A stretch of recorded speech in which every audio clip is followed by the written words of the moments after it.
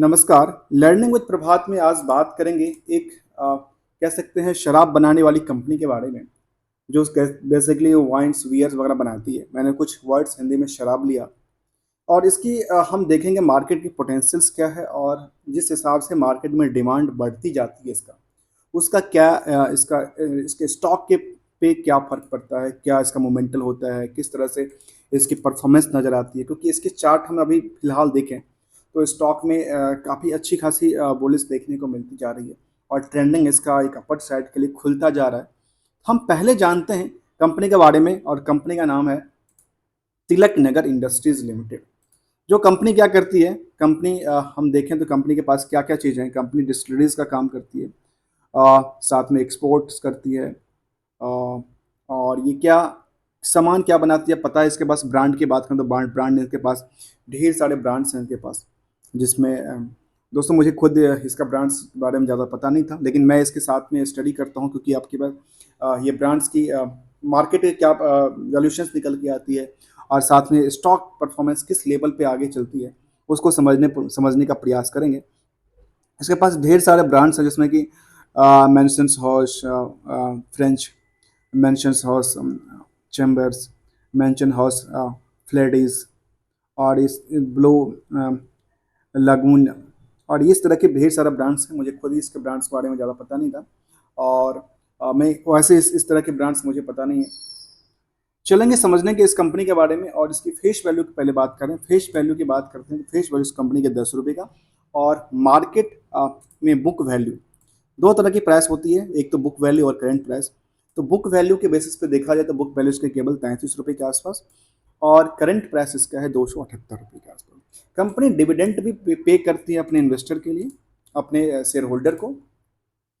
और समझते हैं इसमें क्या और एक्सपेक्टेशन है कंपनी के बारे में, जहाँ पे कहती क्या है, company is primary involve in the manufacture and sale of Indian made foreign liquor. अर्थात इन्होंने ये कहा जो इन्वॉल्व क्या करती है, manufacturing and sale of the Indian made. एक तो इंडिया में कंपनी बनाती है सामान और फॉरेन लिक्विड जो ब्रांड्स हैं उसके लिए कंपनी मैन्युफैक्चरिंग और सेल करती है। तिलक नगर इंडस्ट्रीज 278-80 के आसपास का प्राइस है। अब 52 की हाई की बात करें 291 के आसपास, लो की बात करेंगे तो 140 के आसपास। अर्थात सीधा सीधा देखें तो इसको मैं मान लेता हूँ 140 से लेकर 300 तक का सफ़र। तो नियरली देखा जाए 2x जो है वो एक बॉटम से लेकर के एक हाई टॉप तक की बात करती है, जहाँ पे 2x के आसपास के परफॉर्मेंस दे चुकी है। और इसके साथ साथ इसमें चार्ट में देखें तो चार्ट में एवरेज पहले स्टॉक अच्छी खासी बुलिश में था, किसी टाइम को देखूं तो अच्छे खासे बुलिश में नज़र आती थी, लेकिन इसमें जिस जिस हिसाब से मार्केट में चढ़ी थी स्टॉक, उसी हिसाब से मार्केट में क्या हुआ, गिरावट आ गई और इसी के पास आसपास आके खड़ी हो गई। और जब एवरेज प्राइस के आसपास दोबारा खड़ी हुई उसके बाद क्या हुआ, थोड़ा सा इसमें जंप लेता हुआ और दोबारा इसमें गिरावट आई। मतलब स्टॉक में लगातार यहाँ से ना उस जो ट्रेंडिंग था वो ट्रेंडिंग लगातार गिरता गया गिरता गया गिरता गया। उसके बाद दोबारा यहाँ पे इस लेवल पे आकर के ना, जो यहाँ की लेवल निकल के आती है उस लेवल पे आकर के दोबारा स्थिरता बनाई कंपनी। मैं ज़रा करता हूँ उसको जूम और यहाँ पे देखिए इस लेवल के आसपास जब आती है कंपनी तो यहाँ पे क्या लगती है कि यहाँ पे लगती है स्थिरता बनाती है और इस हिसाब से देखा है तो यहाँ पे दोबारा स्थिरता बनाती नजर आती है। इससे पहले भी देखें जिसका परफॉर्मेंस लेवल जो था इसी के आसपास का ट्रायंगल के आसपास का निकल के आता था, इस स्ट्रेट लाइन के हिसाब से देखूँ तो।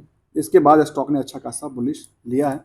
हम पहले थोड़ा सा फंडामेंटली जान लेते हैं, फिर इसके स्टॉक के बारे में देखेंगे और क्या परफॉर्मेंस लेवल कितना लेवल पे आगे इंक्रीज करने वाली है, क्या और मार्केट में इसकी डिमांड किस लेवल पे बढ़ती है। पीवी की बात करूँ तो 36 के आसपास, पीवी की बात करूँ 8 के आसपास और आर की बात करूँ तो करीब 22 के आसपास निकल के आती है। और कंपनी करती क्या है वो पहले बताएं, बेवरेज इंडस्ट्रीज वाली कंपनी है, बीएससी के स्मॉल कैप की कंपनी है। स्मॉल कैप की कंपनियाँ भी अच्छी परफॉर्मेंस करती नज़र आती है। कई दफ़ा एक साल के चार्ट में हमने देखा कि स्टॉक ने एक हमेशा एक एवरेज वैल्यू के आसपास ही कामकाज करती नज़र आती है। जब स्टार्ट हुआ था एवरेज वैल्यू के आसपास ही कामकाज करती थी, फिर जंप किया और एवरेज वैल्यू के आसपास ही काम करती नज़र आती थी। फिर देखूँ तो यहाँ पे एवरेज वैल्यू के आसपास ही कामकाज करती नज़र आती है। ये हिस्टोरिकल डेटा के बेस पे बात कर रहा हूँ। दोबारा देखूँ तो ये कहाँ पे आती है, ये इसी के आसपास आके खड़ी हो जाती है नियरली, और देखा जाए तो इसी के आसपास ये आके खड़ी होती है और दोबारा यहीं पे खड़ी होकर दोबारा यहाँ पे देखिए इस हिसाब से आगे, और यहाँ पे एवरेज वैल्यू के पास नहीं आया, लेकिन तब भी मार्केट में क्या हुआ, थोड़ा सा गिरावट के बाद एक अच्छा सा, क्योंकि इसका एवरेज प्राइस यहाँ पे निकल के आती थी क्योंकि इसके आसपास मैच करती है, उसके बाद अच्छा खासा बुलिश देखने को मिला। देखो 52 वीक की हाई की बात करें तो रिसेंटली लगता है इसने ब्रेकआउट करने का प्रयास करता जा रहा है और अभी भी एवरेज प्राइस के आसपास शायद कामकाज करता नजर आ रहा है तो स्टॉक। चलेंगे समझते हैं और इसका ट्रेंडिंग की तरफ देखें तो 5 दिन का ट्रेंडिंग, 1 महीने की ट्रेंडिंग और 3 महीने की ट्रेंडिंग इसका अपर साइड के लिए ओपन होता है। अब जानते हैं लेटेस्ट अपडेट की तरफ, जहां पे जून में इसका लेटेस्ट अपडेट क्या था, एनालिसिस्ट इन्वेस्टर्स मीटिंग के अपडेट निकल के आए थे और कॉर्पोरेट एक्शन की तरफ ध्यान दिया जाए तो करीब एजीएम में ये डिविडेंड डिक्लेयर करती है और डिविडेंड का पार्ट इसका बहुत बड़ा नहीं है, इसलिए इस डिविडेंड के पार्ट पे उतना फोकस नहीं करके हम चलते हैं सीधे आगे और समझते हैं इसका रिवेन्यू मॉडल को। रिवेन्यू मॉडल में केवल इस कंपनी की रिवेन्यू है जहाँ पे 797 करोड़ था, वो थोड़ा सा डाउन हो गया 770 करोड़ के आसपास। जो प्रॉफिट की पार्ट थी वही प्रॉफिट की पार्ट डाउन हो गई, जिसकी वजह से नेट प्रॉफिट जो था वो 5.71 से 5.2 पे अटक गया और ऑपरेटिंग प्रॉफिट जो था वो 7.68 से 6.62 पे 63 पे अटक गया। इसी की कंसोलिडेटेड डेटा की बात करें तो क्या डेटा निकल के आती है, इसकी ये प्लांट्स और फैक्ट्रीज वगैरह की है जहाँ पे इस तरह के मैन्युफैक्चरिंग और इसका पैकेजिंग किया जाता है। और यहाँ पे देखा जाए तो हम इसको कंसोलिडेटेड डेटा की तरफ ही ध्यान दें तो टोटल इस क्वार्टर के हिसाब से देखा जाए लास्ट क्वार्टर में करीब 360 करोड़ के आसपास का रिवेन्यू जनरेट हुआ और इससे पहले देखा जाए तो इसमें 360 करोड़ के आसपास कहीं आया था। तो इसमें देखने को मिलती है कि इससे पहले पिछले क्वार्टर में ही दिसंबर में आया था, अर्थात दिसंबर में इसकी बिक्री काफ़ी बढ़ी थी अक्टूबर दिसंबर के महीने में। जनवरी टू मार्च में थोड़ा सा कम हुआ था। ऑपरेटिंग प्रॉफिट को देखो तो ऑपरेटिंग प्रॉफिट भी थोड़ा सा फर्क पड़ा था, पहले 14% के आसपास था, यहाँ पे 13% के आसपास आ गया। अब चलते हैं आगे और समझते हैं जो इसका प्रॉफिट के पार्ट को केवल कंपेयर करें तो करीब 31 करोड़ के आसपास प्रॉफिट था, इससे पहले 44 और 35-37 करोड़ के आसपास रहा। तो यहाँ पे उतना बड़ा पुल बैक नहीं कह सकते जबकि ये क्वार्टर क्वार्टर अच्छा परफॉर्मेंस किया है, लेकिन क्वार्टर ऑफ क्वार्टर एवरेज हिसाब से परफॉर्मेंस करता नजर आता है। अब ईयर टू ईयर को कंपेयर करके देखें तो ये पता चलता है ईयरली डेटा के बेसिस पे करीब 1394 करोड़ के आसपास, जो कि पहले कभी इस तरह के डेटा नहीं निकल के आता।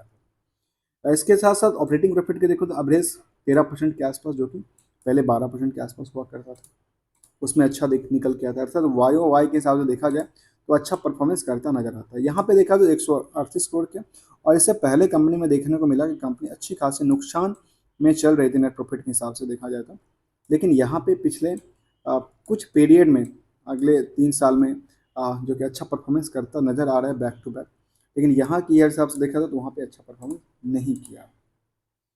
एक समरी के टाइप में देखा जाए तो समरी के टाइप में कहती है कंपाउंड सेल्स की ग्रोथ की बात करो तो कंपाउंड सेल्स ग्रोथ इसकी अच्छी खासी नकल निकल के आती है 3 साल में 36% के आसपास। प्रॉफिट ग्रोथ की बात किया जाए तो यहाँ पे भी अच्छा परफॉर्मेंस निकल के आता है। स्टॉक प्राइस के हिसाब से देखा जाए तो ये भी स्टॉक प्राइस करीब अच्छा परफॉर्मेंस 3 साल में 97%, 1 साल में 90% के आसपास, तो ये भी अच्छा है। रिटर्न ऑन इक्विटी की बात करें तो ये भी पिछले 3 साल में अच्छा परफॉर्मेंस करता नजर आ रहा है। अर्थात ये जो 4 पॉइंट्स हैं यहाँ पे, उन चारों पॉइंट में चारों पॉइंट्स अच्छे संकेत नजर आते हैं। इसके बेसिस पे शेयर होल्डिंग पैटर्न को एक बार देखा जाए तो शेयर होल्डिंग पैटर्न में केवल 40% ही प्रमोटर्स होल्ड करती है, रेस्ट जो होल्ड करती है 60% वो पब्लिक करती है। और पब्लिक का इसके शेयर में क्या इंटेंशंस हैं, क्या इम्प्रेशंस निकल के आती है, उसमें ये निकल के आती है। यहाँ पे एफ आई भी बैठे हैं, एफ आई की पोजिशन करीब देखा जाए तो करीब 11 साढ़े 11% के आसपास होती है। डी आई नहीं है कोई भी, डी आई की कोई पोजिशंस नहीं है। पब्लिक की पोजीशन की बात करें तो पब्लिक में क्या निकल के आती है, पब्लिक में कुछ वेल्थ मैनेजमेंट ट्रस्टी और ये सब मुझे लगता है कि इसको डीआई में होना चाहिए था, लेकिन ये सिर्फ पब्लिक के अंदर है। एर्सवाइल एसेट्स रिकंस्ट्रक्शन कंपनी लिमिटेड जिसके पास 6%, 2%, अमित राय एक शर्मा, ये शायद हो सकता है कुछ बड़े सुपर इन्वेस्टर के तौर पे काम कर रहे हो। ये कुछ इस तरह के नाम निकल के आते हैं। इसमें देखा जाए तो करीब 48% में से 8-10 12% हटा दिया था, तो 36% जो है होल्डिंग वो आम पब्लिक के पास ही रखी है। तो आम पब्लिक में जो भी है वो 100% जो है वो 1% से नीचे की पोजीशन में होल्ड करके चल रही है फिलहाल। अब इसके बाद देखा जाए, हम चार्ट में चलते हैं, चार्ट में समझते हैं जो चार्ट किस हिसाब से दर्शाती है और चार्ट का ट्रेंडिंग क्या दर्शाती है। तो चार्ट का ट्रेंडिंग ये दर्शाती है जो यहाँ पे स्टॉक ने अच्छे खासे जंप लिया था, थोड़ा सा क्या हुआ, स्टेबिलिटी बनाई, फिर जंप करना चालू किया और अच्छा खासा एक ही दिन नहीं, दो दो दिन जब ने लगातार जंप करा और अच्छा खासा जंप के साथ अभी फिलहाल थोड़ा सा क्या बना रहा है, स्टेबिलिटी बना रहा है। जैसे ही मार्केट में क्या लगता है, जैसे मार्केट में क्या हो स्टेबिलिटी बनाती है, इसका मतलब क्या निकल के आता है, जैसे यहाँ पे स्टेबिलिटी बनाती है, इससे लगता है कि मार्केट यहाँ से थोड़ा सा हो सकता है, थोड़ा सा प्रेशर बने और थोड़ा सा चलने के लिए, क्योंकि यहाँ पे अच्छी खासी लोगों ने अभी पैसे डाल दिए हैं, अर्थात यहाँ पे डिमांड जो है वो बढ़ी हुई है और यहाँ पे सप्लाई बढ़ाने से प्रॉफिट बनेगी। और प्रॉफिट बनने तो तभी तो बैंक में पैसे आएंगे, तभी तो आप इंजॉय करोगे। एज ऑन पोर्टफोलियो की परफॉर्मेंस की बात करें तो परफॉर्मेंस में अच्छे खासे परफॉर्मेंस देखने को आती है। एज ऑन डेट में स्टॉक की 10 साल में 378%, 5 साल में करीब 1700%, 3 साल में 656%, 2 साल में 291 और 1 साल में करीब 88% के आसपास का जंप देखने को मिला। और उस इतना ही नहीं, ये टाइम टू टाइम देखने को मिला, 6 महीने में, 3 महीने में 51%, 1 महीने में करीब 26%। इस हिसाब से देखा जाए 100 रुपये के इन्वेस्टमेंट पे हम सीधे 100 रुपये में 1 महीने में 126 रुपये बन के जाता है, आता है। इसीलिए ना स्टॉक मार्केट में पैसे बहुत ज़्यादा हैं। लोग कहते हैं स्टॉक मार्केट में पैसे की बरसात है और नाम सुनते ही पैसे की बरसात होने लगती है। आज और 1 साल में देखा जाए तो 188% लेके आते हैं, 188 रुपये लेके आते हैं 100 रुपये का। और वही आप किसी अदर सेक्टर में डालेंगे तो वहाँ यहाँ पे क्या है, एक ही फैक्टर है जिसका नाम है रिस्क। यहाँ और रिस्क के साथ साथ रिस्क है, लेकिन रिस्क के साथ पता है क्या करना पड़ेगा, रिस्क के साथ रिस्क को मिनिमाइज करना सीखना पड़ता है। वही एक स्ट्रेटजी है इसके अंदर। दूसरी तरफ निकल के आती है जहाँ पे देखा जाए तो हम किसी अदर सेक्टर में देखा जाए तो 8 से 10% हिसाब से 110 रुपये के आसपास निकल के आती है। मतलब ओवरऑल परफॉर्मेंस अच्छी निकल के आती है स्टॉक की, जबकि सेंसेक्स भी अच्छा खासा परफॉर्मेंस करता नज़र आ रहा है, इसकी बीयर्स कंपनी में अच्छा खासा परफॉर्मेंस करता नज़र आता है।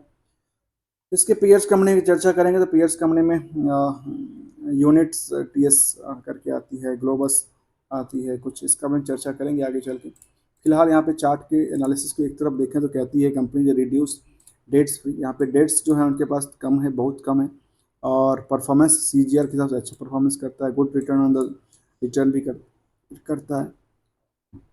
टैक्स रेट रिज्यूम लो है इसका, प्रमोटर होल्डिंग डिक्रीज करती है, 3 साल में डिक्रीज हुआ है। और यहाँ के पेयर्स की चर्चा करें तो यहाँ पे पेयर्स में क्या आता है, यूनाइटेड स्प्रिट्स, यूनाइटेड बीवरेज, रेडिको, और ये कुछ बड़े नाम्स निकल के आते हैं। हम सब पे धीरे धीरे स्टडी करेंगे, जैसे जैसे कुछ सामने आएगा हम आपके पास रखने का प्रयास करेंगे। तब तक के लिए धन्यवाद।